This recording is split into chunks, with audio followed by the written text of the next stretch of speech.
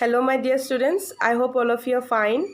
Today, we are going to discuss the question answers of the chapter Life in the Rural Areas. Most of the questions at the back of your chapter has been already discussed in the videos and the audio clips that I have provided you. Please do refer to those videos and audio clips.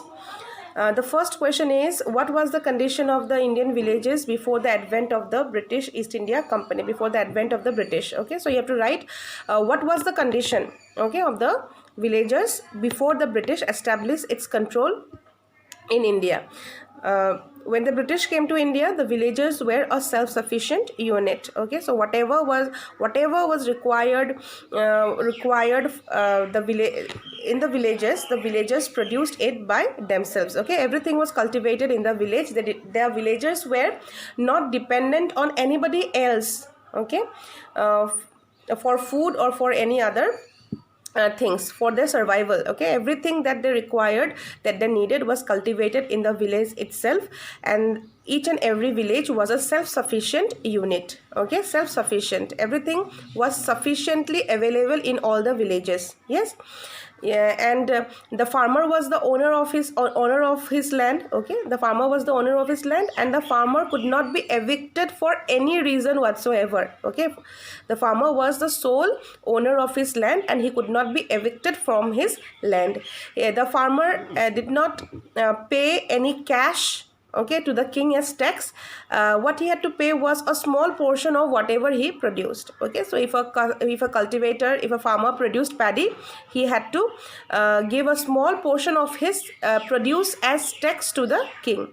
And when at times the crops failed, okay, when the crops failed due to natural calamities like flood and drought, or for any other reason, the king totally wrote off the tax. Okay, so the villagers were very happy. Their economic condition was very good. They were self-sufficient. They were not dependent on anybody else for their survival. Am I clear? The next question is, why did the English East India Company need money? Why did the system of giving the revenue collection rights to the highest bidder failed? Now, the English East India Company needed money in order to run the administration efficiently. Please don't forget that British East India Company was a trading company. It was a business company. The main aim of any business company or any trading company is to earn more and more money, right? So East India Company wanted to collect more and more money because they wanted to have a strong hold over India. In order to have a strong hold over India, they needed a strong army. Okay, and in order to maintain the army, in order to give them salary and food and whatever they required, they needed money. Okay, so the British East India Company needed money to run the administration efficiently, to fund the soldiers, and also to fund the various wars that they fought in India and abroad. Okay, so they needed a steady flow of income. All right. The next part of the question is, why did the system of giving the revenue collection rights to the highest bidder failed? The system of giving the revenue collection rights to the highest bidder failed because the bidding amount was much more than what the land could produce. Now this bidder, he was the formal person who was selected to collect money from a particular area. Okay, and he promised the British East India Company that he would collect a particular amount of money from one area. Okay, and that amount that he promised to pay was much higher than what the land could actually produce. Okay, as a result, the farmers were not able to pay their taxes on time. Okay, then when the peasants were unable to pay the taxes on time, the company could not get a steady flow of income. Okay, the company required a steady flow of income. They needed money regularly. Why? So that they could run the administration efficiently. They could fund the various wars that they fought. They could purchase more goods. They could export more goods. They could import more goods This was the reason why the British East India Company required a steady flow of income, and the bidder promised to pay the East India Company a particular amount, but that amount was much higher than what the land actually produced. So the peasant was unable to pay the money, unable to pay the tax, and as a result, what happened is the British East India Company did not get the regular flow of income. Moreover, the bidding amount, the money that the bidder promised, changed, varied from one year to another. So the bidding amount changed. Okay, it was not same, it was not static, it changed every year. Okay, this was the reason why the system of giving the revenue collection rights to the highest bidder failed.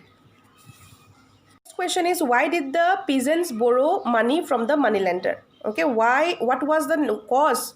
What made the peasant borrow money from the moneylender? Okay, we already know that the condition of the Indian peasants was very bad, was deplorable after the East India Company introduced the various land revenue policies. Yes, so the main impact of the land revenue policy was that land became a saleable commodity. Okay, land could be bought, sold and mortgaged, but our Indian farmers believed soil or believed land to be very precious and auspicious, so they did not want to sell the land altogether. Okay, what they did is they mortgaged their land, they gave their land rights to they submitted their land rights to the moneylender, and the moneylender would give them the money that they wanted, okay, in lieu of the land rights. Yes, so the